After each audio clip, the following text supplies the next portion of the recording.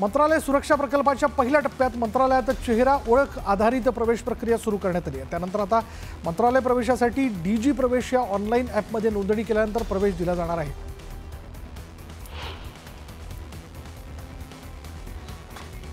देशभरात institute of chartered accounts of India मार्फत घेतली जाणारी सीए परीक्षा वर्षातून 3 वेळा घेतली जाणार आहे। याची अधिकृत घोषणा ICAI ने केली आहे।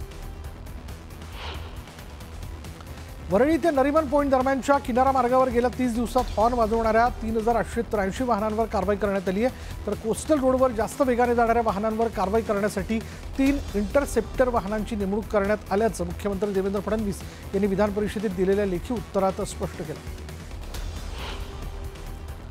मुंबई महापालिकेच्या घनकचरा विभागाच्या वतीने विशेष स्वच्छता मोहिमेत पश्चिम द्रुतगती महामार्गाचं रूपच पालटलंय।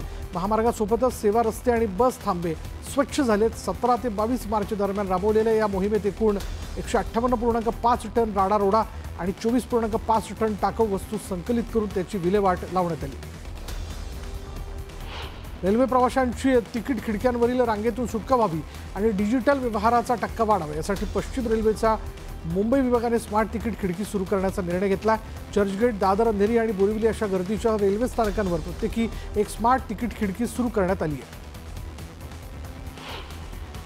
भिवंडी निजामपूर शहर महानगरपालिकेच्या महावीर चौक ते अंजूर फाटा रेल्वे स्टेशन रोड या ठिकाणी दुकान गाळ्यांसमोर अतिक्रमण झालं होतं। जेसीबीच्या साहाय्यानं टपऱ्यांचं अतिक्रमण पूर्णपणे निष्कासित करण्याची कार्यवाही करण्यात आली आहे। वाघाची शिकार थांबवण्यासाठी राज्याच्या वन विभागाकडे पुरेशी गुप्तचर यंत्रणा नाही असं समोर आले। गुप्तचर यंत्रणा प्रभावी नसल्यानं राज्यात अवैध शिकारीचं प्रमाण वाढलं आणि वन विभाग यावर आळा बसवण्यात असमर्थ असल्याचं कोर्टात सांगण्यात आलं। नागपूरमधील आणखी 2 दंगेखोरांच्या घरावरील बुलडोझरला न्यायालयानं स्थगिती दिली आहे। दंगल प्रकरणातील आरोपी अहेफाज अफसर आणि मोसफवान अब्दुल राशीद याच्या घरावर पालिका बुलडोझर चालवणार होते।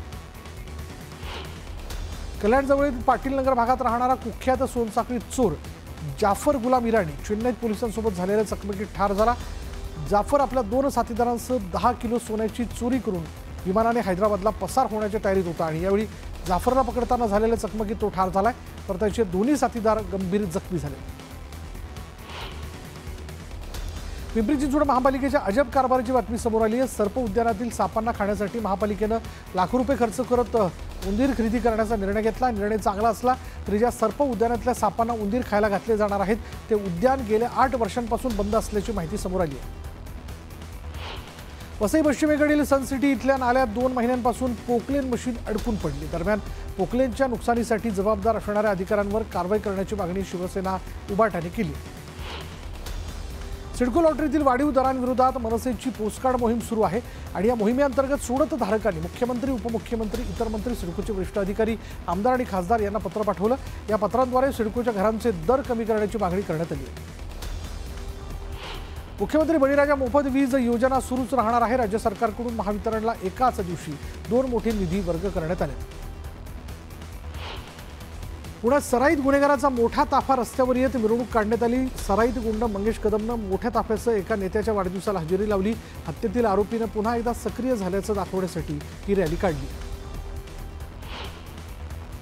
वडगाव शहरी परिसरात सातत्यानं पाणीपुरवठा अधिकाऱ्यांशी संपर्क साधूनही ठोस उपाययोजना होत नसल्यानं नागरिकांनी आमरण उपोषण सुरू केलंय। यावेळी आंदोलनस्थळी मडकं फोडत पालिकेचा निषेध करण्यात आला। रिक्षा टॅक्सीचे खुले परवाना धोरण रद्द करता येईल का यावर निर्णय घेण्याचे निर्देश उच्च न्यायालयाने राज्य परिवहन आयुक्तांना दिले। या धोरणाला एका ऑटो रिक्षा संघटनेने उच्च न्यायालयात आव्हान दिलं। हे धोरण रद्द केल्यास रिक्षा टॅक्सीची संख्या मर्यादित ठेवली जाऊ शकते। मुंबईत सुरू झालेल्या नालेसफाईच्या कामाचा पालिकेचे अतिरिक्त आयुक्त अभिजित बांगर यांनी आढावा घेतला। प्रत्येक नाल्यातून दिवसभरात किती गाळ काढायचं याचं नियोजन करून त्याची नोंद करण्याच्या सूचना देण्यात आल्या। तसंच नाल्यांमधून तरंगणारा प्लास्टिक कचरा जमा करण्यासाठी जाळ्या बसवण्याचेही निर्देश दिलेत। 2023 मध्ये 12वी उत्तीर्ण झालेल्या विद्यार्थ्यांना IITत प्रवेश मिळण्यासाठी JEE ॲडव्हान्स 2025 परीक्षा देण्याची परवानगी द्यावी अशी मागणी करणारी याचिका सर्वोच्च न्यायालयात दाखल करण्यात आली आहे। JEEसाठी 3 संधी मिळाव्यात या मागणीसाठी सर्वोच्च न्यायालयाने केंद्र सरकारकडून उत्तर मागवलं आहे। क्षयरोग निर्मूलनात राज्य सरकार फेल ठरल्याचं समोर आलं। कॉन्टॅक्ट ट्रेनिंग म्हणजेच क्षयरोग रुग्णांच्या संपर्कात 70% नागरिकांचा शोध घेण्यात आरोग्य विभाग अपयशी ठरल्याची धक्कादायक माहिती कॅगने सार्वजनिक आरोग्य पायाभूत सुविधा आणि आरोग्य सेवा व्यवस्थापनाच्या केलेल्या लेखापरीक्षण अहवालातून समोर आली. विविध कारणांनी वर्षानुवर्ष रखडलेले SRAचे 3 प्रकल्प आता म्हाडा पूर्ण करणार आहे. जोगेश्वरी इथल्या साईबाबा सहकारी गृहनिर्माण संस्था, कुर्ला नेहरू नगर इथलं श्रमिक नगर संस्था आणि चेंबूर इथले जागृती संस्था हे 3 रखडलेले प्रकल्प पूर्ण करण्यासाठी SRAने म्हाडाला हिरवा कंदील दिला आणि त्यामुळे शेकडो रहिवाशांना दिलासा मिळाला.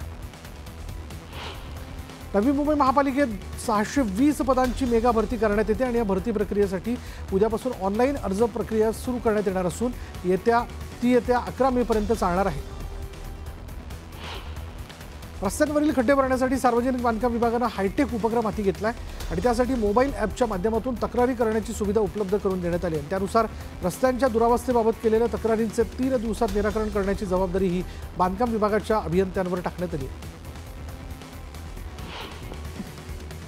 मुंबई महापालिकेने 4 एप्रिलपासून मुंबईतील क्लीनअप मार्शलची सेवा बंद करण्याचा निर्णय घेतला. मात्र त्यानंतरही क्लीनअप मार्शल रस्त्यावर दिसले आणि त्यांनी मुंबईकरांना दंड लावून पैसे उकळण्याचा प्रयत्न केला तर त्याची तक्रार विभाग कार्यालयाकडे करावी असं आवाहन मुंबई महापालिकेने केलं.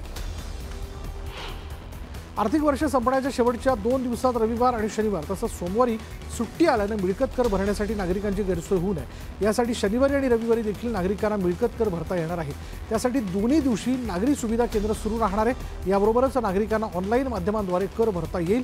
पुणेकरांना यामुळे मोठा दिलासा मिळाला.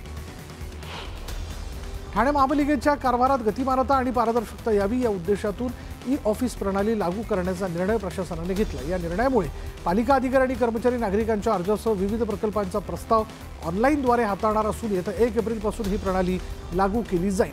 यासाठी कर्मचाऱ्यांना प्रशिक्षण देण्यास सुरुवात करण्यात आली. पुणे आणि पिंपरी चिंचवड परिसरात हवा प्रदूषणात वाढ झाल्यानं महाराष्ट्र प्रदूषण नियंत्रण मंडळाने RMC प्रकल्पांच्या विरोधात कारवाईची मोहीम हाती घेतली आणि या अंतर्गत 24 प्रकल्पांना नोटीस बजावण्यात आली आहे तर 18 प्रकल्पांना उत्पादन बंद करण्याचे निर्देश देण्यात आले. त्यामुळे ग्राहकांना घर ताब्यात मिळण्यास विलंब होण्याची शक्यता आहे.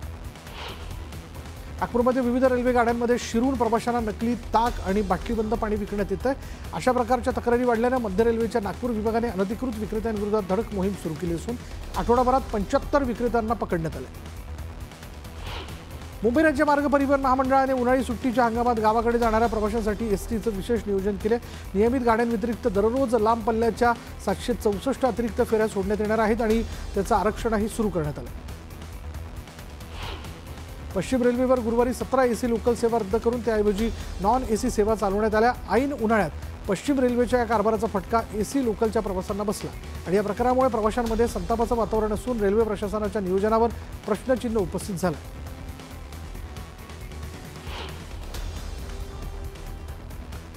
नवी मुंबई महापालिका हद्दीत सद्यस्थितीला किती बेकायदा आणि अनियमित बांधकामं आहेत अशी विचारणा उच्च न्यायालयाने गुरुवारी केली. तसंच 4 महिन्यात सर्वेक्षण करून या बांधकामांवर कायद्यानुसार कारवाई करण्याचे आदेश न्यायालयाने नवी मुंबई महापालिकेला दिले. राज्याचा गाडा आखणाऱ्या दस्तूर खुद्द मंत्रालयातच 3 दिवसांपासून पाणीबणी असल्याचं समोर आले. मुख्यमंत्र्यांच्या दालनातही ठणठणाट होता. अपुऱ्या आणि कमी दाबाच्या पाणी पुरवठ्यामुळे मंत्रालयाला टँकरच्या पाण्यावर तहान भागवण्याची वेळ आली आहे. मुंबई विद्यापीठाच्या नुकत्याच पार पडलेल्या अर्थसंकल्पीय अधिसभेत विद्यापीठाचा वित्तीय वर्ष 2025-26 साठीचा अर्थसंकल्प मंजूर करण्यात आला. मात्र हा अर्थसंकल्प विद्यापीठाच्या व्यवस्थापन परिषदेच्या बैठकीत मंजूर झालेला नसल्याचा दावा करून ठाकरे गटाच्या युवा सेनेने त्याविरोधात उच्च न्यायालयात धाव घेतली आहे. झाडाला योग्य आकार देण्यासाठी तसंच फांद्यांची वाढ नियंत्रित करण्यासाठी झाडांची शास्त्रोक्त पद्धतीने छाटणी करण्यासंदर्भात महानगरपालिकेच्या उद्यान खात्यातर्फे कामगार आणि कर्मचाऱ्यांना विशेष प्रशिक्षण देण्यात आले. या उपक्रमाच्या माध्यमातून वृक्ष व्यवस्थापनासाठी जबाबदार असलेल्या कर्मचाऱ्यांचं कौशल्य विकसित करण्यावर भर देण्यात आला. विधानसभेचे उपाध्यक्ष अण्णा बनसोडेंची आमदारकी धोक्यात येण्याची शक्यता आहे. बनसोडे यांनी या निवडणूक आयोगाच्या नियमांचं उल्लंघन केल्याचा आरोप सुलक्षणा धर यांनी केला होता आणि या संदर्भात उच्च न्यायालयात याचिका दाखल करण्यात आली होती. दरम्यान बनसोडेंनी याचिकेवर कुठलाही प्रतिसाद दिलेला नाहीये. बनसोडे यांना न्यायालयाने अखेरचा समन्स बजावला. मुख्यमंत्री देवेंद्र फडणवीस उद्या धाराशिव जिल्ह्याच्या दौऱ्यावरती जाणार आहेत. यावेळी तुळजाभवानी मातेचं दर्शन घेतल्यानंतर CM मंदिर परिसरातील कामाची पाहणी करतील. दरम्यान तुळजापूर ड्रग्ज तस्करी, तुळजाभवानी मंदिर गाभारा वाद तुळजापूर तीर्थक्षेत्र विकास यासह अन्य मुद्द्यांवर मुख्यमंत्री फडणवीस काय भूमिका घेणार याकडे सर्वांचं लक्ष लागलं। कोकण रेल्वेचे भारतीय रेल्वेत विलीनीकरण करण्याची प्रक्रिया केंद्राने तातडीने पूर्ण करावी अशी मागणी खासदार नरेश मस्के यांनी संसदेत केली। विलीनीकरणास महाराष्ट्र सरकारने नुकतीच मान्यता दिली। केरळ, कर्नाटक आणि गोवा राज्य ही विलीनीकरणास अनुकूल असून रेल्वे मंत्रालयाने याबाबत तातडीने ठोस पावलं उचलावीत असं नरेश मस्के यांनी म्हटलं। राज्य शासनाकडून जाहीर करण्यात आलेल्या विविध जाती आणि भटक्या जमाती कल्याण समितीच्या प्रमुखपदी शिवसेनेचे आमदार सुहास कांदे यांची नियुक्ती करण्यात आली। राज्यमंत्री पदाचा दर्जा असलेल्या समितीवर सुहास कांदे यांची वर्णी लागली। बुलढाण्यात अनेक काँग्रेस पदाधिकाऱ्यांनी आपल्या कार्यकर्त्यांसह शिवसेनेत प्रवेश केला। यामुळे काँग्रेस प्रदेशाध्यक्ष हर्षवर्धन सपकाळ यांना त्यांच्याच जिल्ह्यात मोठा धक्का बसला। नाशिक त्र्यंबकेश्वर नावाच्या वादावर आम्ही पडदा टाकू अशी प्रतिक्रिया गिरीश महाजनांनी दिली। आम्ही नाशिक त्र्यंबकेश्वर असा उल्लेख करू अशी माहिती महाजनांनी दिली। मंत्रिपदाबाबत अजून काही ठरलेलं नाही। काल राज्याचं अधिवेशन संपले, संसदेचं अधिवेशन सुरू आहे। ते संपल्यानंतर सर्व वरिष्ठ नेत्यांसोबत बैठक झाल्यानंतर मंत्रिपदाबाबत निर्णय होईल असं स्पष्टीकरण सुनील तटकरेंनी दिलं। अधिवेशनामध्ये सर्वसामान्यांच्या मुद्द्यावर एकदाही चर्चा झाली नाही, हे दुर्दैव असल्याची प्रतिक्रिया आमदार रोहित पवारांनी दिली। अधिवेशनामध्ये कबरीपासून कामरापर्यंत चर्चा झाली, मात्र सर्वसामान्यांना काहीच मिळालं नाही असं पवार म्हणाले। भाजपचे कार्यकारी अध्यक्ष रवींद्र चव्हाण दिल्ली दौऱ्यावरती आहेत आणि यावेळी त्यांनी केंद्रीय नागरी विमान वाहतूक राज्यमंत्री मुरलीधर मोहोळ यांची भेट घेतली। एअर इंडिया आणि इंडिगो एअरलाइन्स कंपनीमधील युनियनच्या विविध प्रश्नांसंदर्भात या बैठकीत चर्चा करण्यात आली।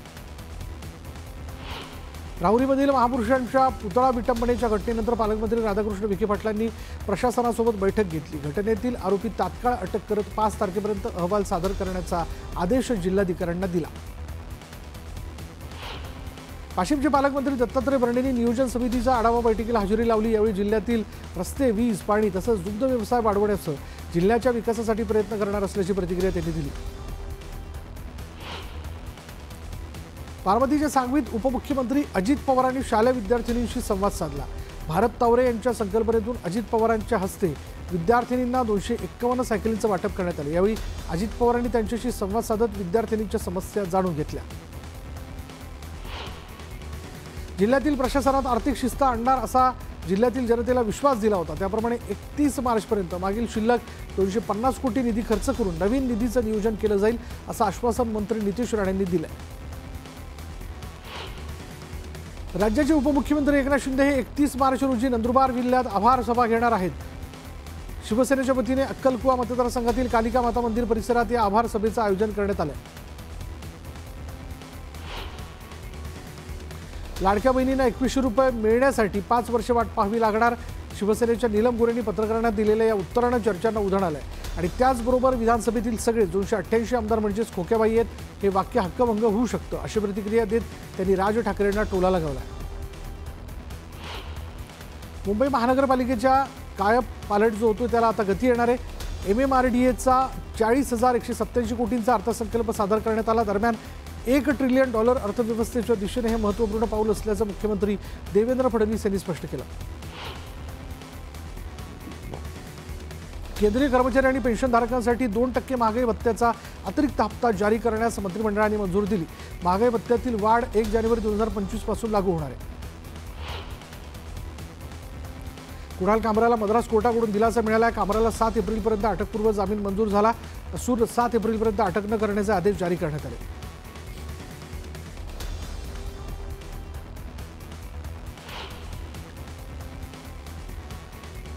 इंडियन एक्सप्रेस वृत्तसमूहाकडून मोस्ट पॉवरफुल इंडियन्सची यादी जाहीर करण्यात आली। पंतप्रधान नरेंद्र मोदींना या यादीत पहिल्या स्थानावर स्थान मिळालं। दुसऱ्या स्थानावर केंद्रीय गृहमंत्री अमित शाह यांची वर्णी लागली तर पहिल्या 15 जणांमध्ये मुख्यमंत्री देवेंद्र फडणवीस, केंद्रीय मंत्री नितीन गडकरींसह महाराष्ट्रातील 6 व्यक्तींचा समावेश आहे। शिर्डीच्या साई संस्थानने एप्रिल महिन्यात पश्चिम महाराष्ट्र, कर्नाटक आणि तामिळनाडू इथे पादुका दर्शन सोहळा आयोजित केला। या 3 राज्यांमध्ये साईबाबांच्या पादुका भक्तांच्या दर्शनासाठी ठेवण्यात येणार आहेत। मात्र याला शिर्डीतील स्थानिक नागरिकांसह सामाजिक कार्यकर्त्यांनी विरोध करत कोर्टात धाव घेतली। 8 दिवसात साई संस्थानला आपली भूमिका मांडण्याचे आदेश देण्यात आले। मंगरुळ प्रकरणातील मुख्य आरोपी राकेश खेडेकरवर पुण्याच्या ससून रुग्णालयात उपचार सुरू आहेत। पत्नीची हत्या करून महाराष्ट्रात येत असताना त्याने साताऱ्यात विष प्राशन करत आत्महत्येचा प्रयत्न केला होता। सिल्लोड इथे 4 वर्षीय मुलीच्या हत्या प्रकरणी आरोपी पती पत्नीला 2 दिवसांची पोलीस कोठडी सुनावण्यात आली आहे। आरोपी दाम्पत्याला सिल्लोड न्यायालयात हजर करण्यात आलं होतं। ऊसतोड मजुरांना डांबून ठेवून मारहाण केल्याची घटना इंदापूर तालुक्यातील रेडा गावात घडली। मुकादम संजय देवकर या व्यक्तीने गेल्या 2 महिन्यांपासून ऊसतोड कामगारांना डांबून ठेवलं होतं। यामध्ये 16 लहान मुलांसह महिलांचाही समावेश होता। दरम्यान पोलिसांनी या मजुरांची सुटका केली असून फरार मुकादम संजय देवकरचा शोध सुरू आहे। डोंबिवली पिसुली इथं 2 कोटींच्या खंडणीसाठी 7 वर्षाच्या मुलाचं अपहरण करण्यात आलं। शाळेत सोडणाऱ्या रिक्षा चालकाने आपल्या साथीदारांच्या मदतीने अपहरण केलं होतं। डोंबिवली मानपाडा पोलिसांनी 5 पथक तयार करून 3.5 तासांच्या आत मुलाची सुटका केली। जामनेर इथल्या वॉकी रोडवरील सेंट्रल बँकजवळ एका मद्यपी ट्रॅक्टर चालकानं 8 ते 10 दुचाकींना उडवलं। या रोडवर पार्किंगची व्यवस्था नसल्यानं हा अपघात झाल्याचा दावा प्रत्यक्षदर्शींनी केला। सुदैवानं कोणतीही जीवितहानी झाली नसल्यानं मोठा अनर्थ टळला। अकोल्यात एका व्यक्तीने अनोखी शक्कल लढवत कारची चोरी केली। एका चोरट्याने आपली कार अन्य नागरिकाला विकली, मात्र त्या कारची दुसरी चावी स्वतःकडेच ठेवली। या चावीचा वापर करत त्यानं तीच कार चोरी केली। दरम्यान चोरट्याचं बिंग फुटलं असून चोरट्याला त्याच्या मित्रासह अटक करण्यात आली। आक्षेपार्ह स्टेटस ठेवल्यानं उल्हासनगरमध्ये एका 22 वर्षीय तरुणाला अटक करण्यात आली। उल्हासनगर हिललाईन पोलिसांनी ही कारवाई केली। दिव्याच्या शिळभाटा चौकात 2 तरुणांनी एका पत्रकाराला मारहाण केली। संपूर्ण घटना सीसीटीव्ही कॅमेऱ्यात कैद झाली। श्रीरामपूरच्या बेलापूर खुर्द गावात एकच अजब प्रकार समोर आला। एका घरातील कपडे आणि प्लास्टिकचे वस्तू आपोआप पेट घेत असल्याचं समोर आलं। काही दिवसांपूर्वी याच घरावर दगडफेक करण्यात आली होती, मात्र सीसीटीव्ही बसवल्यानंतर हा प्रकार बंद झाला। हा नेमका काय प्रकार आहे याचा शोध घेण्याची मागणी कुटुंबियांनी केली। वर्ध्याच्या जिल्हाधिकारी कार्यालयाच्या इमारतीत बॉम्ब असल्याचा मेल वर्ध्याच्या जिल्हाधिकाऱ्यांना प्राप्त झाला। या मेलनंतर जिल्हा प्रशासनात खळबळ माजली आणि या प्रकरणी अज्ञात व्यक्तीविरोधात गुन्हा दाखल करण्यात आला असून प्रकरणाचा तपास सुरू आहे। उल्हासनगरच्या विठ्ठलवाडी पोलिसांनी 2 बांगलादेशी महिलांना अटक केली। उल्हासनगरमधील समता कॉलनी आणि अंबिकानगर भागात या महिला राहत होत्या। आतापर्यंत पोलिसांनी 25 पेक्षा जास्त बांगलादेशी नागरिकांना अटक केली। सांगली जिल्ह्यातील शिराळा तालुक्यातील मांगले इथे चारित्र्याच्या संशयावरून पतीने पत्नीचा गळा आवळून हत्या केली आणि या घटनेनंतर विद्युत पंपाच्या पेटीत मृतदेह ठेवून आरोपी मंगेश कांबळे स्वतःहून पोलीस ठाण्यामध्ये दाखल झाला। कुडाळ इथून पणजी इथे जाणाऱ्या एसटी बसचा इन्सुली घाटामध्ये अपघात झाला। ब्रेक फेल झाल्याने हा अपघात झाल्याची माहिती समोर आली। दरम्यान चालकाच्या प्रसंगावधानामुळे मोठा अनर्थ टळला।